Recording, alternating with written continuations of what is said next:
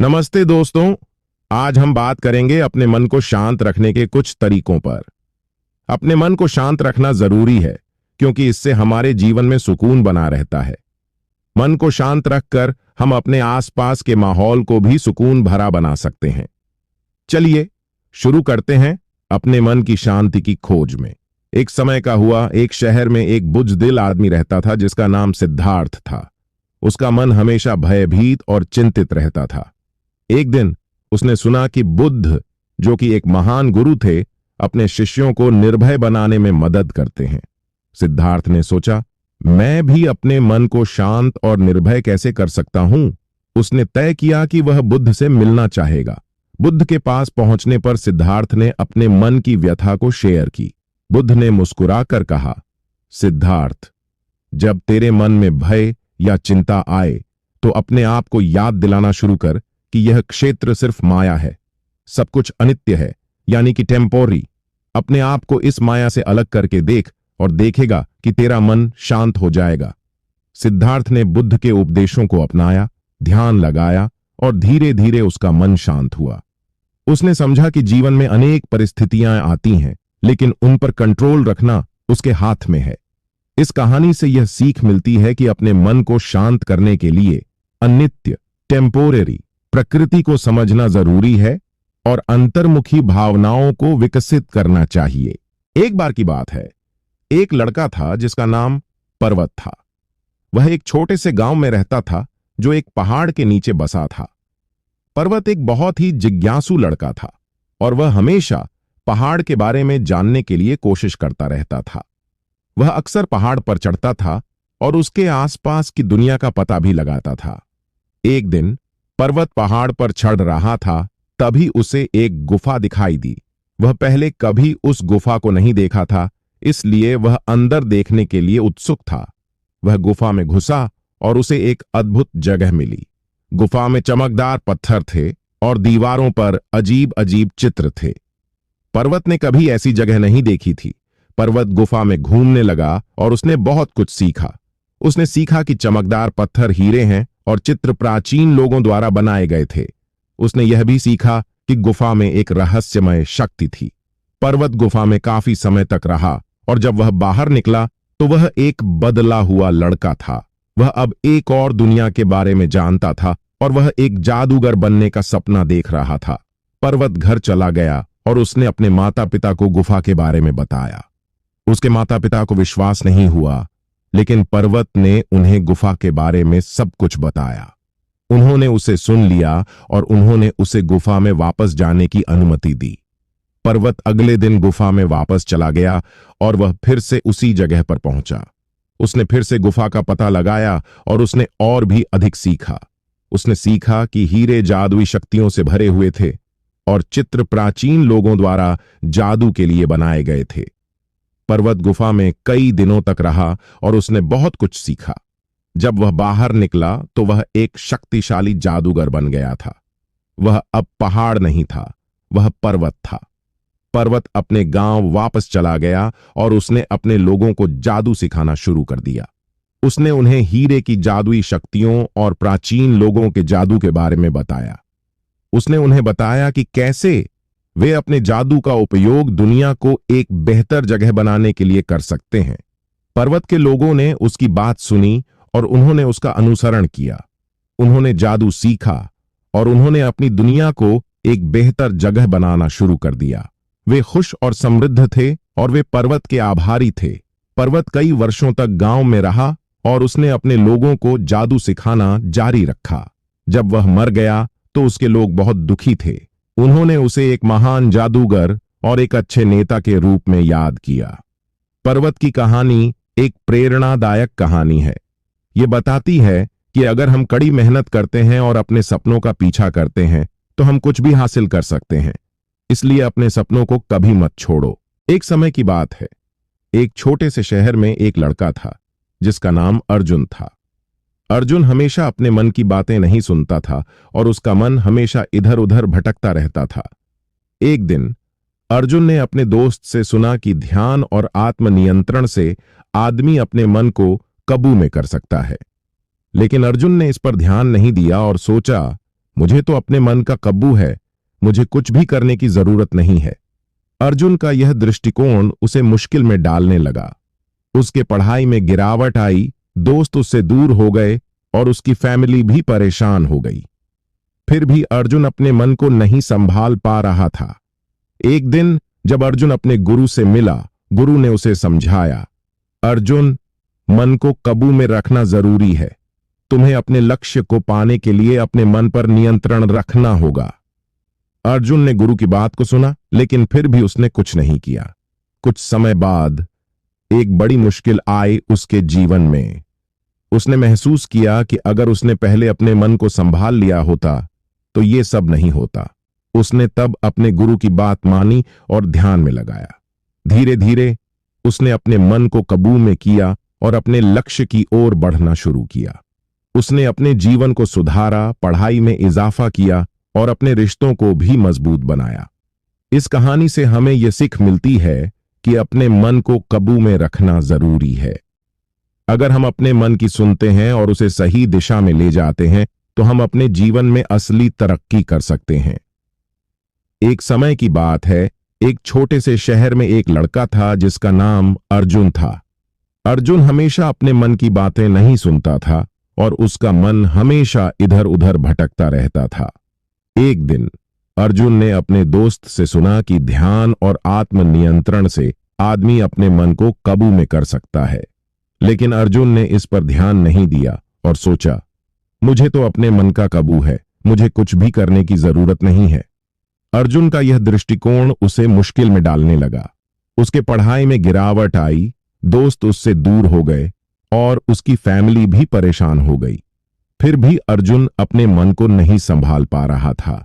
एक दिन जब अर्जुन अपने गुरु से मिला, गुरु ने उसे समझाया, अर्जुन, मन को काबू में रखना जरूरी है। तुम्हें अपने लक्ष्य को पाने के लिए अपने मन पर नियंत्रण रखना होगा। अर्जुन ने गुरु की बात को सुना, लेकिन फिर भी उसने कुछ नहीं किया। कुछ समय बाद एक बड़ी मुश्किल आई उसके जीवन में।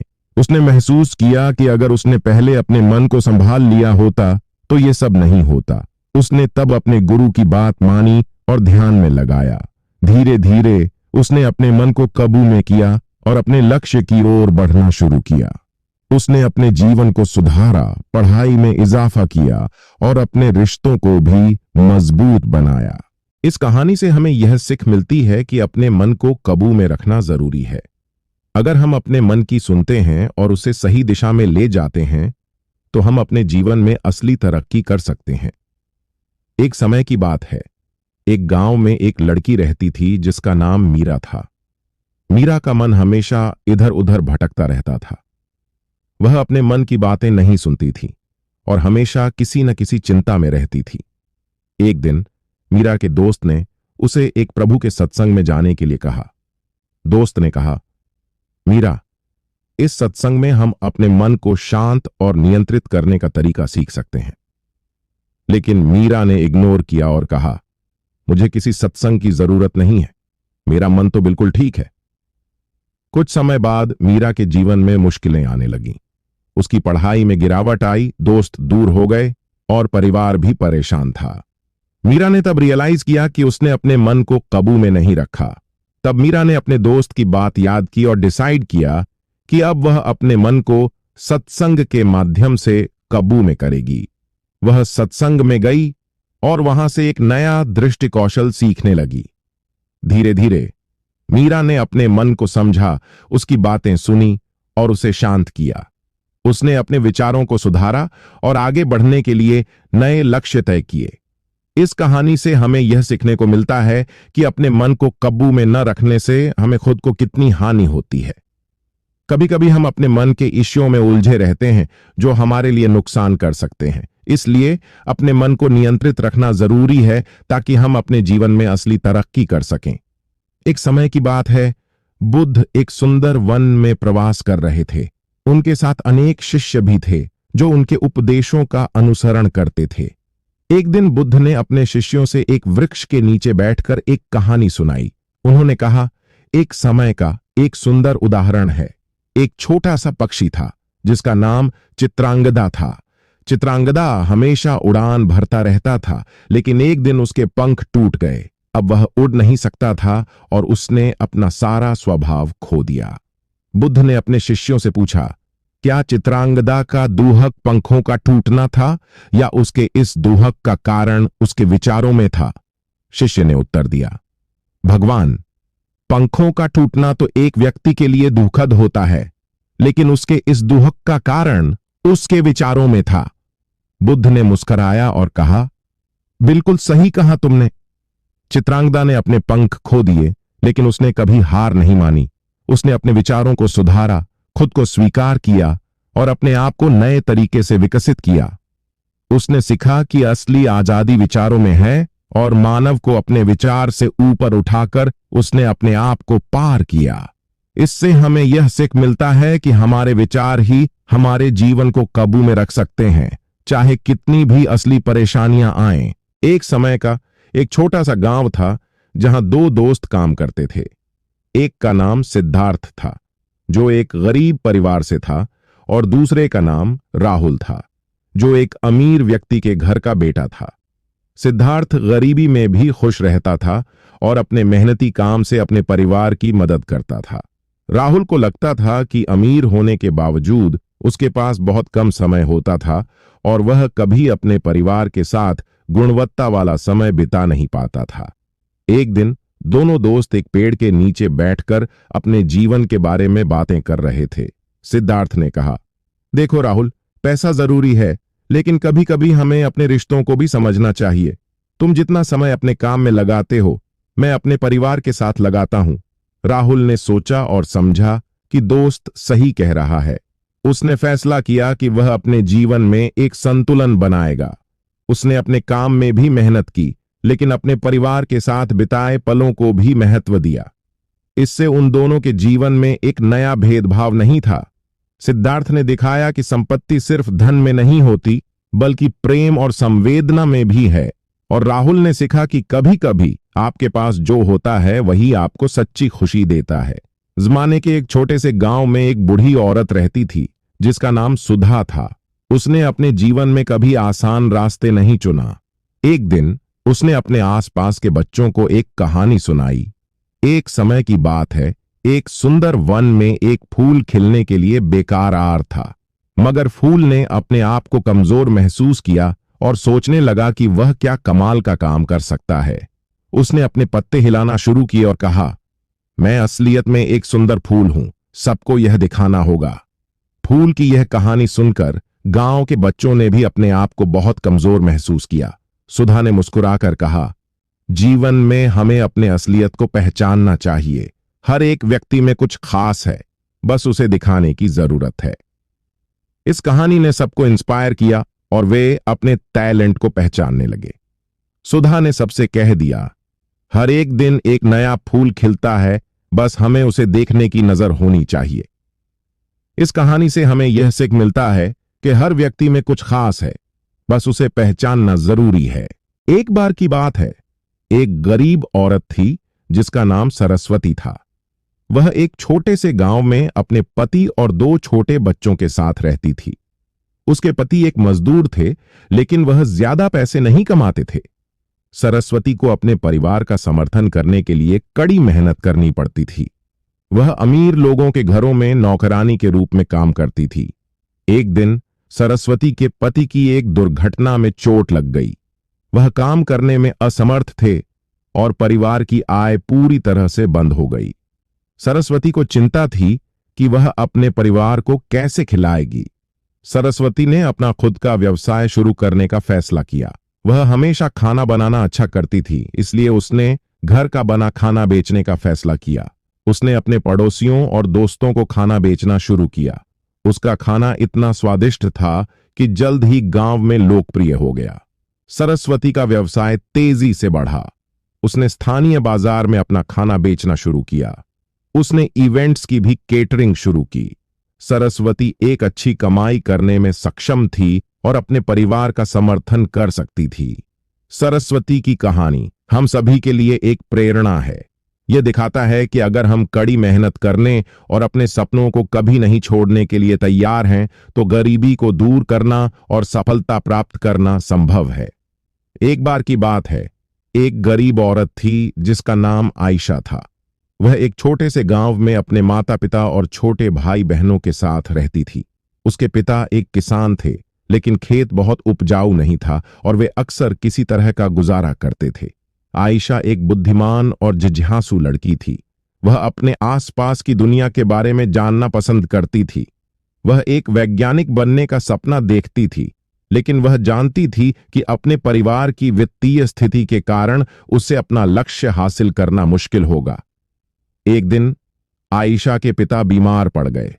वह काम करने में असमर्थ थे और परिवार की आय और भी कम हो गई। आयशा को अपने परिवार की मदद करने के लिए स्कूल छोड़ना पड़ा। आयशा ने अपने परिवार का समर्थन करने के लिए कड़ी मेहनत की। उसने घरों की सफाई और खेतों में काम करने जैसे अजीब अजीब काम किए। उसने स्थानीय बाजार में सब्जियां बेचना भी शुरू किया। अपनी व्यस्त दिनचर्या के बावजूद आयशा ने वैज्ञानिक बनने के अपने सपने को कभी नहीं छोड़ा। वह देर रात तक पढ़ाई करती थी और स्थानीय पुस्तकालय से किताबें उधार लेती थीं।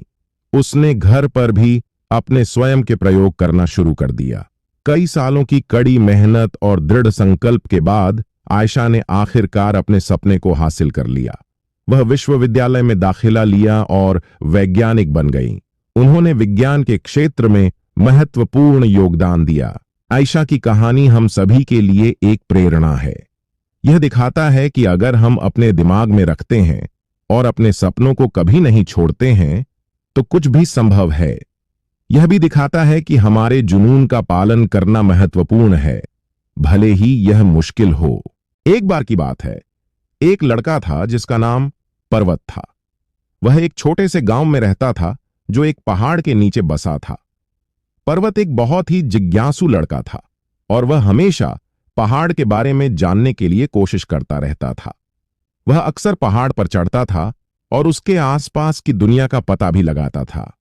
एक दिन पर्वत पहाड़ पर चढ़ रहा था, तभी उसे एक गुफा दिखाई दी। वह पहले कभी उस गुफा को नहीं देखा था, इसलिए वह अंदर देखने के लिए उत्सुक था। वह गुफा में घुसा और उसे एक अद्भुत जगह मिली। गुफा में चमकदार पत्थर थे और दीवारों पर अजीब अजीब चित्र थे। पर्वत ने कभी ऐसी जगह नहीं देखी थी। पर्वत गुफा में घूमने लगा और उसने बहुत कुछ सीखा। उसने सीखा कि चमकदार पत्थर हीरे हैं और चित्र प्राचीन लोगों द्वारा बनाए गए थे। उसने यह भी सीखा कि गुफा में एक रहस्यमय शक्ति थी। पर्वत गुफा में काफी समय तक रहा और जब वह बाहर निकला तो वह एक बदला हुआ लड़का था। वह अब एक और दुनिया के बारे में जानता था और वह एक जादूगर बनने का सपना देख रहा था। पर्वत घर चला गया और उसने अपने माता पिता को गुफा के बारे में बताया। उसके माता पिता को विश्वास नहीं हुआ, लेकिन पर्वत ने उन्हें गुफा के बारे में सब कुछ बताया। उन्होंने उसे सुन लिया और उन्होंने उसे गुफा में वापस जाने की अनुमति दी। पर्वत अगले दिन गुफा में वापस चला गया और वह फिर से उसी जगह पर पहुंचा। उसने फिर से गुफा का पता लगाया और उसने और भी अधिक सीखा। उसने सीखा कि हीरे जादुई शक्तियों से भरे हुए थे और चित्र प्राचीन लोगों द्वारा जादू के लिए बनाए गए थे। पर्वत गुफा में कई दिनों तक रहा और उसने बहुत कुछ सीखा। जब वह बाहर निकला तो वह एक शक्तिशाली जादूगर बन गया था। वह अब पहाड़ नहीं था, वह पर्वत था। पर्वत अपने गांव वापस चला गया और उसने अपने लोगों को जादू सिखाना शुरू कर दिया। उसने उन्हें हीरे की जादुई शक्तियों और प्राचीन लोगों के जादू के बारे में बताया। उसने उन्हें बताया कि कैसे वे अपने जादू का उपयोग दुनिया को एक बेहतर जगह बनाने के लिए कर सकते हैं। पर्वत के लोगों ने उसकी बात सुनी और उन्होंने उसका अनुसरण किया। उन्होंने जादू सीखा और उन्होंने अपनी दुनिया को एक बेहतर जगह बनाना शुरू कर दिया। वे खुश और समृद्ध थे और वे पर्वत के आभारी थे। पर्वत कई वर्षों तक गांव में रहा और उसने अपने लोगों को जादू सिखाना जारी रखा। जब वह मर गया तो उसके लोग बहुत दुखी थे। उन्होंने उसे एक महान जादूगर और एक अच्छे नेता के रूप में याद किया। पर्वत की कहानी एक प्रेरणादायक कहानी है। यह बताती है कि अगर हम कड़ी मेहनत करते हैं और अपने सपनों का पीछा करते हैं तो हम कुछ भी हासिल कर सकते हैं। इसलिए अपने सपनों को कभी मत छोड़ो। एक बार की बात है, एक लड़का था जिसका नाम अली था। वह एक छोटे से गांव में रहता था जो एक बड़े पहाड़ के पास था। अली को पहाड़ बहुत पसंद था। वह अक्सर पहाड़ पर चढ़ता और उसके चारों ओर घूमता था। वह पहाड़ पर फूल और पत्ते इकट्ठा करता और वह पहाड़ के बारे में कहानियां सुनता था। एक दिन अली पहाड़ पर चढ़ रहा था जब उसने एक अजीब सी चीज देखी। पहाड़ के किनारे एक छोटा सा दरवाजा था। अली ने पहले कभी उस दरवाजे को नहीं देखा था। वह दरवाजे के पास गया और उसने उसे खोला। दरवाजा एक अंधेरी सुरंग में जाता था। अली थोड़ा सा डरा हुआ था, लेकिन वह सुरंग के अंदर गया। सुरंग बहुत लंबी थी। अली बहुत देर तक चलता रहा, जब तक कि वह एक बड़े कमरे में नहीं पहुंचा। कमरा बहुत चमकीला था। कमरे के बीच में एक विशाल सोने का सिंहासन था। सिंहासन पर एक बूढ़ा आदमी बैठा था। बूढ़ा आदमी बहुत बुद्धिमान दिख रहा था। उसके लंबे सफेद बाल और दाढ़ी थी। वह एक लंबा नीला गाउन पहने हुए था। नमस्ते, बूढ़े आदमी ने कहा। मैं तुम्हारा स्वागत करता हूं। नमस्ते, अली ने कहा। मैं आप कौन हो? मैं एक जादूगर हूं, बूढ़े आदमी ने कहा। मैं इस पहाड़ का मालिक हूं। आप यहां क्या कर रहे हैं? अली ने पूछा। मैं तुम्हें यहां इसलिए लाया हूं क्योंकि मैं तुम्हें एक मित्र बनना चाहता हूं, बूढ़े आदमी ने कहा। तुम एक दयालु और ईमानदार लड़के हो। मुझे लगता है कि तुम मुझे बहुत खुश कर सकते हो। अली बहुत खुश था। वह हमेशा से एक जादूगर से मिलना चाहता था। अली और जादूगर कई सालों तक दोस्त रहे। अली जादूगर से बहुत कुछ सीखा। वह जादूगर से पहाड़ के बारे में भी सीखा। जादूगर ने अली को बताया कि पहाड़ एक जादुई पहाड़ है। यह एक बहुत ही शक्तिशाली जगह है। एक दिन जादूगर की मृत्यु हो गई। अली बहुत दुखी था, लेकिन वह जानता था कि जादूगर चाहेगा कि वह आगे बढ़े और एक अच्छा इंसान बने। अली ने जादूगर के बाद पहाड़ का मालिक बन गया। वह पहाड़ की देखभाल करता था और वह लोगों की मदद करता था। वह एक बहुत ही अच्छा मालिक था। अली और पहाड़ कई सालों तक साथ रहे। अली ने पहाड़ को बहुत खुश किया और पहाड़ ने अली को बहुत खुश किया। शुक्रिया दोस्तों, इस वीडियो को देखने के लिए। अगर आपको यह वीडियो पसंद आया तो लाइक करें, शेयर करें और हमारे चैनल को सब्सक्राइब करें ताकि आप फ्यूचर वीडियोज से जुड़े रहें। अगर आपके कोई सवाल या सुझाव हैं तो कमेंट सेक्शन में लिखें। और हां, हमारे सोशल मीडिया पर भी हमसे जुड़ने के लिए लिंक डिस्क्रिप्शन में दिए गए हैं। अगला वीडियो बहुत ही एक्साइटिंग होने वाला है, इसके लिए तैयार रहें। मिलते हैं अगले वीडियो में, तब तक के लिए शुक्रिया।